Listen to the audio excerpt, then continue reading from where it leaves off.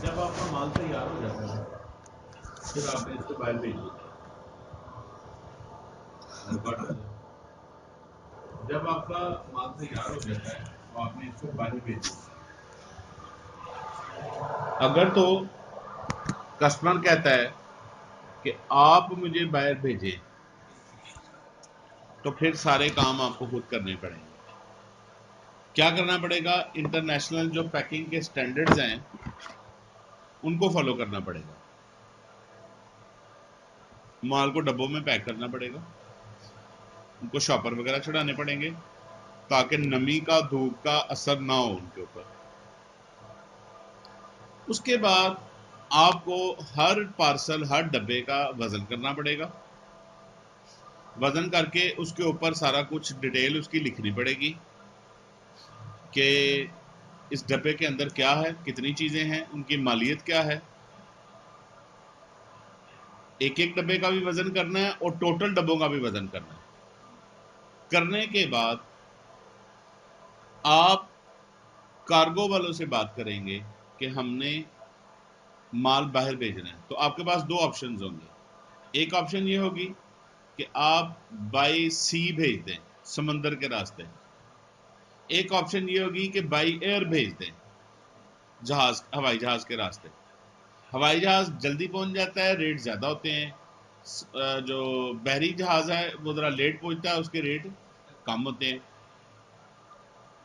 अब कार्गो वाले आपसे रेट किस हिसाब से चार्ज करते हैं? वो वजन के हिसाब से चार्ज करते हैं। जितना आपका वजन होगा और उसका हुजम होगा। आप सर्जिकल का सामान भेजते हैं, लोहा है, छोटी सी डब्बी में 2 किलो 4 किलो माल आ सकता है। इसकी निस्बत अगर आप ग्लव्स भेज रहे हैं तो इतने बड़े डब्बे में 4 किलो माल आएगा। वजन और हुजम के हिसाब से दोनों चीजें जेन में रखकर कि ये कंटेनर में जगह कितनी घेरेगा और इसका वजन कितना है, उसके हिसाब से वो आपको रेट्स दे देते हैं पर किलो के हिसाब से। अब पर किलो शिपमेंट अगर सी के जरिए से जाएगी तो उसका रेट कम होगा और वो लेट पहुंचती है, और अगर जहाज के जरिए से जाएगी तो 2 3 4 दिन में माल जा सकता है। किराया अगर कस्टमर दे रहा है तो आप उसे कहेंगे ये माल तैयार है, इसको उठवा लो यहां से। वो खुद कार्गो वालों से रब्ता करेगा और करते करते अपने मुल्क में, वो मुल्क इधर हमारे मुल्क में एजेंट जो है उनके वहां पर, और यहाँ से फिर हमारे से माल लेगा, उठा के और आगे उनको भेज देंगे। अगर वो कहता है नहीं जी आपने पहुंचाना है मेरे गोदाम तक, तो फिर ये सारे काम हमें खुद करने पड़ेंगे। हमें वजन भी करना पड़ेगा, डब्बों के ऊपर स्टिकर भी लगाने पड़ेंगे, कागज भी लगाने पड़ेंगे, लिखना भी पड़ेगा ये क्या है, इसके अंदर कितनी मालियत वगैरह, ये सारी चीजें लिखनी पड़ेंगी। उसके बाद हमें हर डब्बे के ऊपर उसका वजन लिखना पड़ेगा, टोटल शिपमेंट का वजन लिखना पड़ेगा। और कस्टमर जो कार्गो वाला है उसके साथ हम बात करेंगे कि हमने माल बाहर भेजना है, इसका कस्टम करवा दो। कस्टम पाकिस्तान में एक कानून है कि आप कस्टम के लिए कोई भी एक्सपोर्ट करने के लिए कस्टम करवाए बगैर माल बाहर नहीं भेज सकते।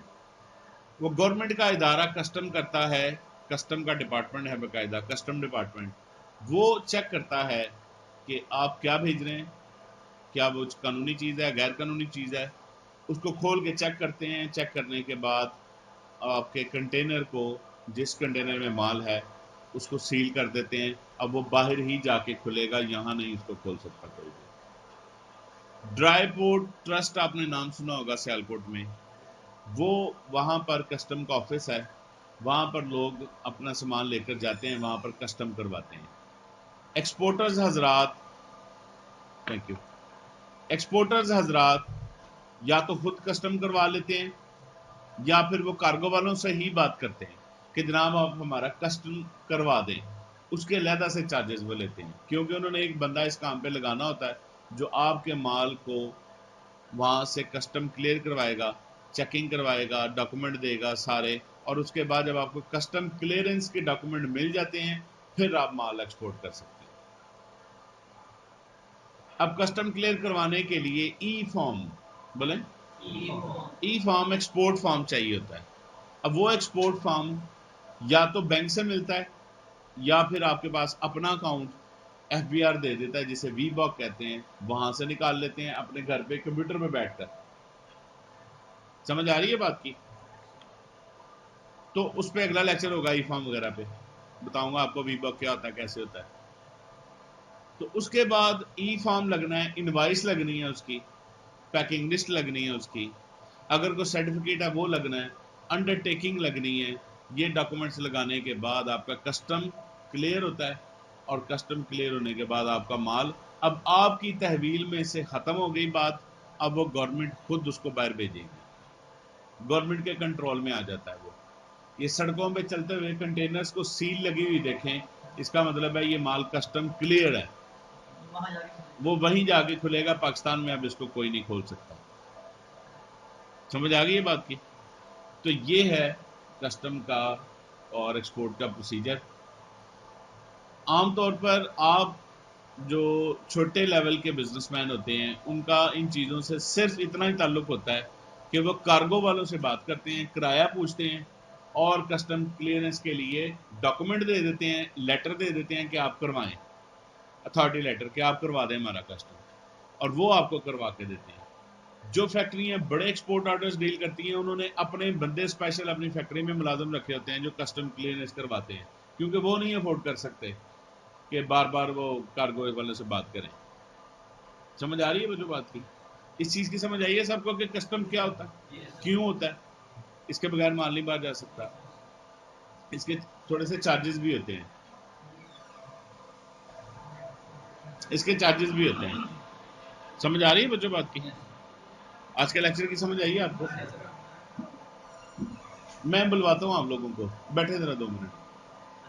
छोटा बड़ा डॉक्यूमेंट भी जो दूसरे कंट्री कस्टमर वो चेक करते हैं, बाद में खराब भी कर देते हैं। हाँ, तो पाकिस्तान मोस्टली तो पाकिस्तान जाते हैं डॉक्यूमेंट, हम ये कैनेडा भेजे, कदर पर भेजते तो उसने कैनेडा में कस्टमर खराब कर दी है, लेदर की कुछ चीज़ थी वो खराब कर दी थी।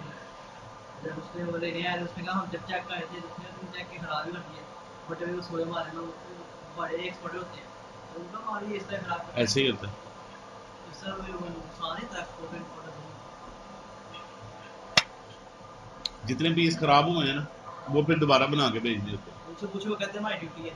हाँ, जाहिर सी बात है। और कोई हमको पता है, हम कुछ समझ आई है सबको इस बात की? वो क्या कह रहा है उसकी बात समझ आई? वो कह रहा है जब माल ये चेक करते हैं तो सुए मार के और पता नहीं क्या क्या मार के चेक करते हैं, माल खराब कर देते हैं। तो जब बाहर कस्टमर को जाता है तो वो कहता है यार ये क्या है, चेक करते हैं कोई हिरमन ना हो, इसके अंदर कोई सॉलिड चीज़ ना हो, कोई सोना ना भेज रहा हो, कोई गैर चर्स ना भेज रहा हो, कोई मंशियात ना हो, इसलिए चेक करते हैं इसके अंदर। आप सबको समझ आई है इस चीज़ की, कार्गो प्रोसीजर की समझ आई है? आप लोगों को कंटेनर्स पे लेक्चर हो गया होगा, इनका कंटेनर्स पे लेक्चर नहीं ना हुआ।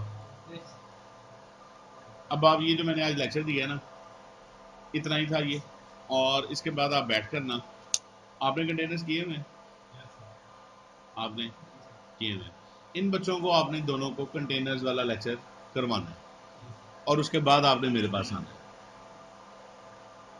समझ आ गई? इकट्ठे बैठे और इसको डिस्कस करें।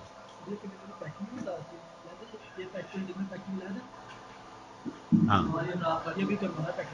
वही है ना, कंटेनर्स को कहते हैं पैकिंग कंटेनर्स। DHL के जरिए भेजे थे उन्होंने सारा, फिर अब जाके DHL को जो